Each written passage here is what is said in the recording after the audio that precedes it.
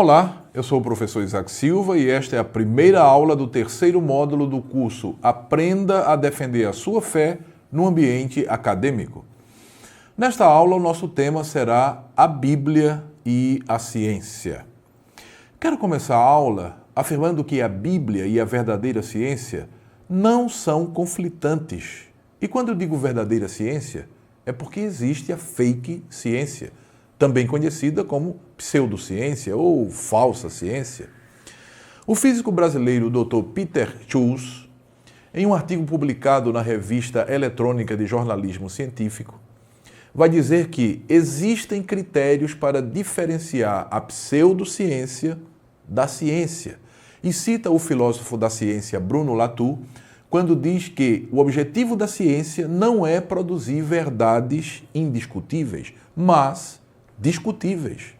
Em outras palavras, enquanto os verdadeiros cientistas laboram naquilo que Thomas Kuhn, filósofo da ciência, vai chamar de ciência normal, os experimentos científicos seguem em busca de novos paradigmas, até que, testadas e provadas novas teorias, surge então o que se chama de a revolução científica. Com a revolução científica, o paradigma atual é abandonado pela comunidade científica e outro paradigma toma o seu lugar, seguindo-se a prática da ciência normal, até que outro paradigma seja criado e o anterior, mais uma vez, abandonado. E assim é ciência que segue. Pois bem, para facilitar a compreensão do que estamos dizendo, nós vamos voltar um pouco no tempo, até o século XVIII, momento em que surge a teoria do conhecimento, também chamada de gnosiologia. A teoria do conhecimento é, por assim dizer, um ramo da filosofia que busca entender como se dá o ato de conhecer pelos seres humanos, ou seja, como o ser humano conhece. Como disciplina filosófica, a gnosiologia surge com o filósofo inglês John Locke, que viveu entre 1632 e 1704. Segundo a gnosiologia, o conhecimento se dá a partir de dois elementos, quais sejam o sujeito, aquele que conhece, o ser cognoscente, e o objeto, aquilo que pode ser conhecido, ou seja, o cognoscível. De acordo com a teoria do conhecimento, não existe uma única forma de conhecimento, mas diversas possibilidades de compreender e de explicar a realidade. Entre as formas de conhecimento, podemos citar o mito, o senso comum, a filosofia, a ciência e também a religião. Bem, não é nossa intenção nesta aula abordar cada uma dessas formas, mas introduzir o assunto para uma melhor compreensão, um melhor entendimento sobre como se dá o processo de obtenção do conhecimento e se o conhecimento adquirido é verdadeiro ou falso. Você já ouviu falar no Círculo de Viena? De acordo com o Dicionário Básico de Filosofia de Japiaçu, o Círculo de Viena foi uma associação fundada no século passado, mais precisamente na década de 20, por um grupo de lógicos e filósofos da ciência, tendo por objetivo fundamental chegar a uma unificação do saber científico pela eliminação de conceitos vazios de sentido e dos pseudo-problemas da metafísica pelo emprego do famoso critério da verificabilidade, que, segundo esse grupo, distingue a ciência da metafísica. Só para constar, a metafísica diz respeito à investigação das realidades que transcendem a experiência sensível, a experiência física. Quando os integrantes do Círculo de Viena propugnaram a eliminação dos problemas metafísicos, classificando-os de conceitos vazios de sentido, eliminaram do debate temas como a existência de Deus, alma, espírito e outros, que são muito caros ao cristão. Podemos então afirmar que essa atitude não é outra coisa senão puro cientificismo. Pois bem, segundo os melhores lexicógrafos, o cientificismo é a doutrina ou conceito filosófico que afirma que a ciência é superior a qualquer outro saber ou conhecimento usado para compreender a realidade. Inclusive, considera definitivos os conhecimentos científicos. Trocando em miúdos, podemos dizer que o cientificismo é a valorização excessiva da ciência em desfavor de qualquer outra fonte de conhecimento.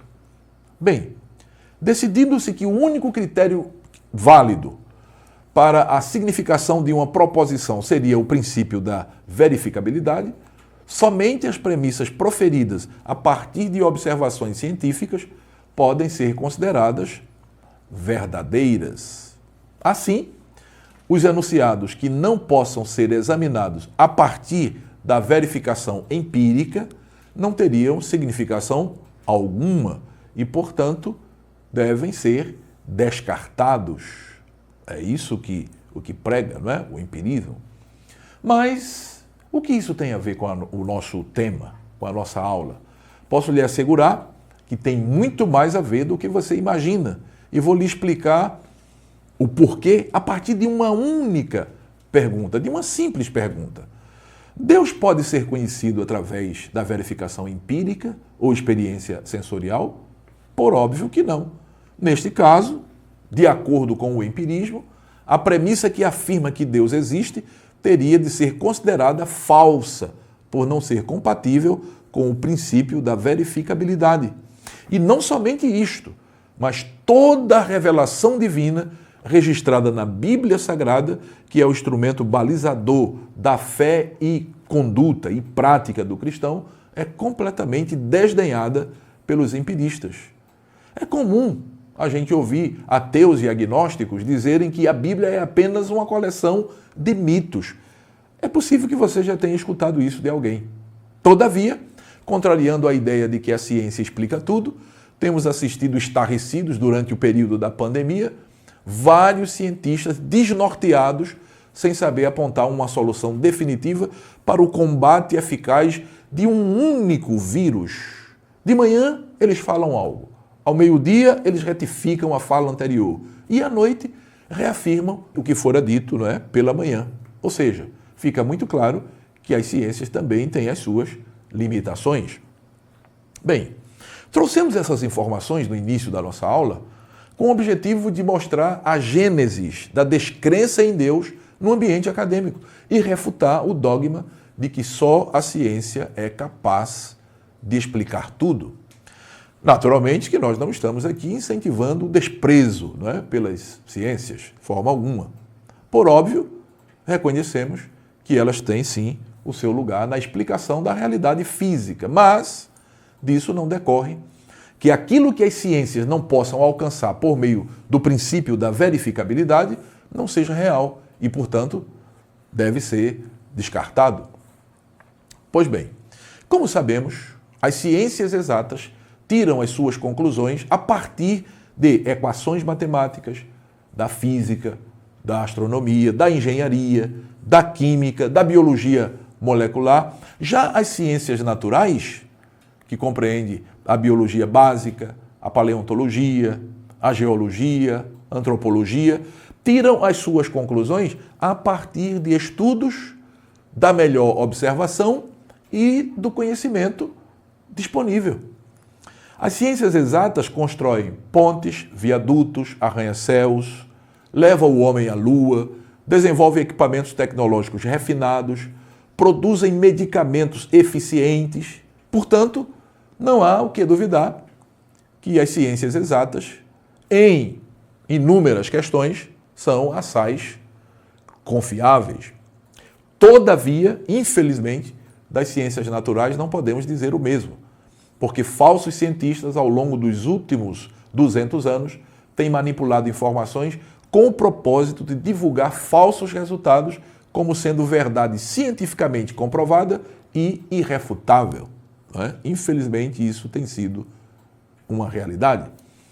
Um caso emblemático do logro científico é a teoria da evolução, que ao longo dos 2 últimos séculos tem apresentado observações científicas como evidências irrefutáveis a favor da teoria da evolução. E para reforçar essa teoria, utilizam o estudo da microevolução com o objetivo de se comprovar a macroevolução, quando sabemos, por meio da verdadeira ciência, que essa prática já se mostrou completamente inconsistente. Não por acaso, a sociedade, de um modo geral, supõe que a evolução é um fato, quando, na verdade, não é. Quem pesquisa sobre o assunto sabe que a teoria da evolução tem sofrido pesados golpes em sua frágil estrutura, desferidos pela verdadeira ciência. Não podemos desprezar o fato de que uma coisa era o conhecimento científico que se tinha há 200 anos atrás, não é? Quando a teoria da evolução foi formulada. Outra coisa são as evoluções da ciência que aconteceram ao longo dos séculos, né? Mostrando a inconsistência dos pressupostos do evolucionismo. Mas ainda assim, o evolucionismo continua sendo ensinado nas escolas como ciência, sem nenhuma restrição.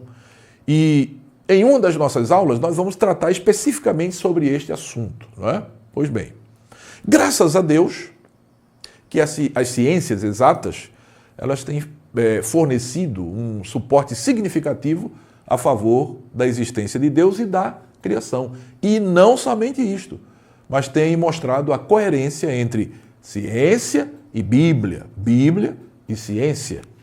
Cada vez mais, cientistas, físicos, matemáticos, astrônomos têm se rendido à verdade revelada nas Escrituras e testemunhado a exatidão e precisão das informações bíblicas.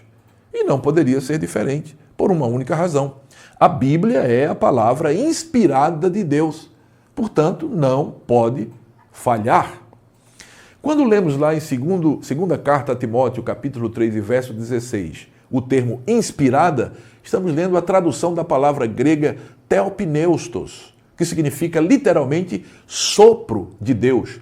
Portanto, aquilo que foi registrado na Escritura revela, manifesta, expõe o que estava na mente de Deus e não na mente do escritor humano. Aliás, o apóstolo Pedro diz que saibam que nenhuma profecia da Escritura provém de interpretação pessoal, porque nunca jamais qualquer profecia foi dada por vontade humana. Entretanto, homens falaram da parte de Deus, movidos pelo Espírito Santo. Segunda carta de Pedro, capítulo 1, versos 20 e 21. Exatamente por isso, a Bíblia jamais entrará em contradição com a verdadeira ciência. A prova disso é que dezenas de novas descobertas científicas têm sido reveladoras quanto à exatidão das Escrituras, da palavra de Deus. Inclusive, a ciência tem descoberto novos fatos que a Bíblia havia mencionado muito antes de serem descobertos pelos cientistas, não é? Eis alguns exemplos. A Bíblia Sagrada afirma que o universo teve um início, Gênesis 1 e 1. Somente após mais de 30 séculos da declaração bíblica, no princípio criou Deus o céu e a terra, a ciência chegou à conclusão, a partir da teoria da relatividade geral de Einstein, que o universo teve um início e que este início deu origem ao tempo, ao espaço e à matéria. Para confirmar o que diz a palavra de Deus em Gênesis 1 e 1, que o universo teve o início, surge também a termodinâmica, que é um estudo científico das transformações da energia. Dentre as 4 leis da termodinâmica, faremos menção de 2, que são a primeira e a segunda lei da termodinâmica. A primeira lei da termodinâmica determina que, independente do trabalho e do calor presente em um sistema, a quantidade de energia será sempre a mesma, ou seja, a energia final produzida não pode exceder a energia inicial utilizada, né? Isto é ciência. Já a segunda lei da termodinâmica, que também é conhecida como a lei da entropia, diz que a quantidade de energia inicial utilizável dentro de um sistema será sempre menor que a energia inicial utilizada, ou seja, a energia inicial utilizável é transformada em energia não utilizável. Ora, se a primeira lei da termodinâmica diz que a quantidade de energia presente no universo é constante, e a lei da entropia diz que a energia inicial, mesmo permanecendo constante, está sendo transformada em energia não utilizável, significa dizer que o universo está morrendo. É isso que significa dizer essas leis, não é? É mais ou menos como um carro que, a princípio, parte para uma viagem com o tanque de combustível cheio de gasolina. No entanto, à medida que avança na viagem, a gasolina vai sendo queimada e transformada em energia não utilizável. Desse modo, chegará o momento em que o carro morrerá e não poderá mais prosseguir viagem, ou seja, não poderá prosseguir adiante. O que isso quer dizer? Primeiro que, como a quantidade de energia utilizável existente no universo está sendo transformada em energia não utilizável, necessariamente houve um momento em que essa energia não estava lá. Ou seja, ela surgiu a partir de um determinado momento. E eu quero lembrar mais uma vez que isso aqui é ciência. Naturalmente que é impossível a ciência determinar em que momento isso aconteceu, pois não havia laboratórios nem cientistas lá para realizar experiências. Mas nós sabemos pela Bíblia Sagrada que no princípio criou Deus os céus e a terra. Portanto, o universo não é eterno, pois assim, se fosse, não é assim, já teria literalmente morrido. Aplicando essas duas leis à realidade do universo, fica patente que o universo teve sim um começo e que a Bíblia está certa, pois muito antes da ciência descobrir isso, a palavra de Deus já revelara essa realidade de forma categórica. Muito bem, por hora é só. Chegamos ao final da nossa aula. Na próxima aula estaremos estudando sobre criacionismo. Este é o nosso tema da próxima aula. Nos encontraremos lá. Até breve.